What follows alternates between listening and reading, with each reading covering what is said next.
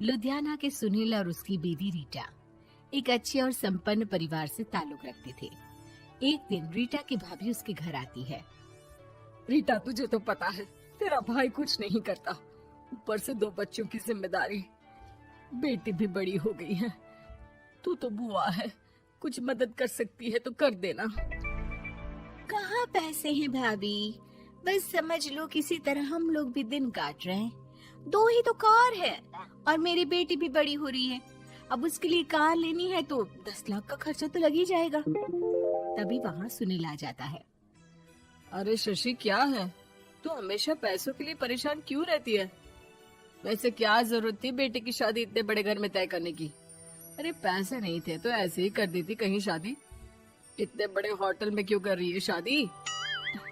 लेकिन यहाँ तो मामला शादी का है, डेट तय है। दरअसल तेरे भतीजे के पीएफ के पैसे आने हैं, पर उसमें देर हो रही है। जैसे ही पैसे आ जाएंगे मैं तेरे अकाउंट में डलवा दूंगी। ठीक है, हम लोग सोचकर बताएंगे। तभी वहाँ भतीजा आ जाता है। फूफा जी, आप लोग ही मदद कर सकते हैं, वरना तो कैसे काम होगा समझ में ही नहीं आ रहा। मैं वादा करता हूँ जैसे ही पैसे आ जाएंगे मैं आप लोगों को वापस कर दूंगा। हाँ भाई, ठीक है। अब देख भाई, हमारे लड़के तो सारा दिन घर पर पड़े रहते हैं, ना कमाते हैं ना कुछ कमाने की इच्छा रखते हैं। लेकिन चल, ये ले, कितने पैसे चाहिए? जी 4 लाख रुपए। ठीक है, लेकिन पैसे ध्यान से वक्त पर वापस लौटा देना। सुनील मुसीबत के वक्त बीवी के भतीजे की मदद तो कर देता है, लेकिन उन लोगों के जाने के बाद देख ले रीटा, तेरे मायके वालों ने मांगा तो दे दिया, वरना इन लोगों का मुझे कोई भरोसा नहीं है। अरे क्यों भरोसा नहीं है? इससे पहले तो कभी इन लोगों ने आपसे मदद भी नहीं ली। हाँ, ली तो नहीं, लेकिन पैसे की किल्लत ही रहती है ना इन लोगों के पास। अरे ठीक है ना, नहीं लौटा पाए तो भतीजे के ससुराल से निकाल देंगे। सुना है बड़े घर में शादी हो रही है। सुनील और रीटा पैसे तो दे देते हैं, लेकिन अगले रोज ही। हाँ भाई साले साहब, क्या हाल है? ठीक हूँ जीजा जी। क्या बात है, सालों बाद आपका फोन, जरूर कोई बात होगी, बताइए ना। अरे वो तेरी बड़ी भाभी आई थी, बेटी की शादी कर रही है ना, तो पैसे लेने के लिए मैंने दे दिए 4 लाख। सोचा भाई किसी गरीब की बेटी की शादी हो रही है, पुण्य मिल जाएगा। अच्छा किया जीजा जी, उनका बेटा बहुत मेहनती है, जल्द ही लौटा भी देगा। वहीं रीटा भी फोन करके हर किसी को पैसे देने की बात करती है। रीटा की भाभी शशि के पास उसके भाई का फोन आता है। तूने सुनील से पैसा लिए हैं क्या? नहीं भाई, सिर्फ बात की है, बोल तो रहा है कि दे देगा। वो लोग मदद करने वालों में से नहीं है, और मदद कर भी दे लेकिन समाज में गा गा कर हालत बुरी कर देते हैं। अब गाने दीजिए ना भाई, मैं क्या कर सकती हूँ, मेरे पास कोई ऑप्शन भी तो नहीं है। बेटी की अगले हफ्ते शादी जो है। शशि की बेटी की शादी हो जाती है, लेकिन शादी के 1 महीने बाद ही सुनील का फोन भतीजे के पास आता है। हाँ भाई, शादी तो हो गई हम लोगों की दुआ से। अब देख, ऐसा ही फायदा होता है पैसे वाले रिश्तेदार हो तो। तेरे वक्त पर हम कैसे खड़े हो गए थे, लेकिन अब पैसा लौटा दे भाई। जी, मैंने पीएफ के लिए अप्लाई कर दिया था, उसकी नोटिफिकेशंस मैं आपको भी भेज देता हूँ।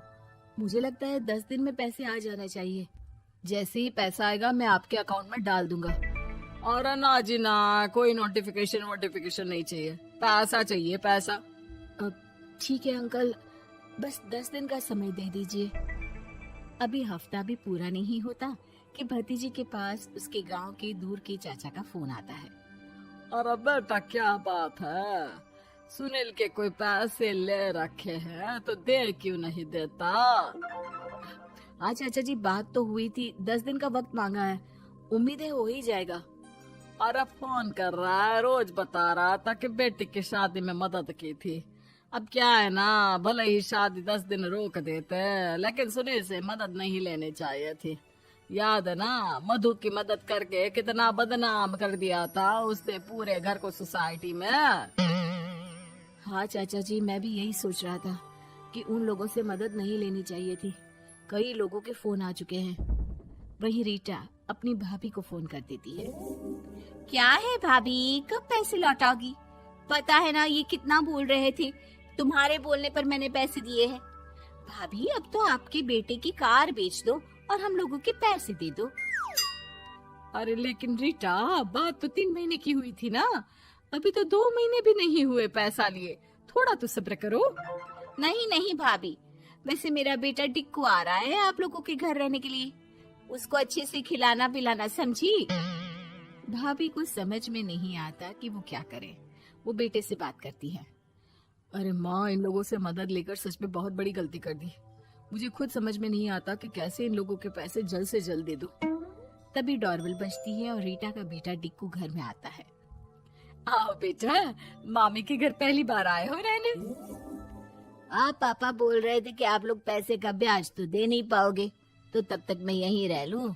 और हाँ, मैं एसी के बिना नहीं सो पाता। आप लोग अपना देख लेना और पैसे जल्दी लौटा देना, क्योंकि मैं थोड़ा जल्दी जाना चाहता हूँ। रीटा का फोन शशि के पास आता है। भाभी, पैसे कब तक दोगे? बेटे की विदाई के बाद शशि के घर का माहौल बिल्कुल बदल जाता है। वो हर वक्त बेटे से उसके पीएफ के पैसे पूछती, और पीएफ यानी कि सरकारी काम। आजकल में पूरा 1 महीना और बीत जाता है। भाभी, मैं और ये अमेरिका जा रहे हैं, घूमने के लिए पैसों की बहुत जरूरत है। रीटा, मैं पूरी कोशिश कर रही हूँ कि जल्द से जल्द पैसे का इंतजाम कर दूं, लेकिन पक्का नहीं बोल सकती। तभी सुनील का फोन भतीजे के पास आता है।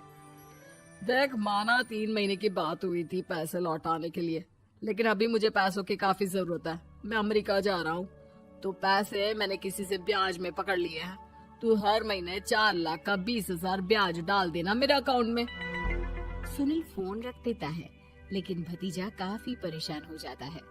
वो ऑफिस से शाम को घर आता है कि माँ पूछती है, क्या हुआ बेटा? बेटा माँ को सारी बात बता देता है। माँ भगवान के सामने हाथ जोड़कर खड़ी हो जाती है और रोने लगती है कि तभी बेटे का मोबाइल पर मैसेज बजता है। माँ, पीएफ के पैसे आ गए। और वो ऑनलाइन ही सुनील के पैसे वापस कर देता है। भला हो भगवान का।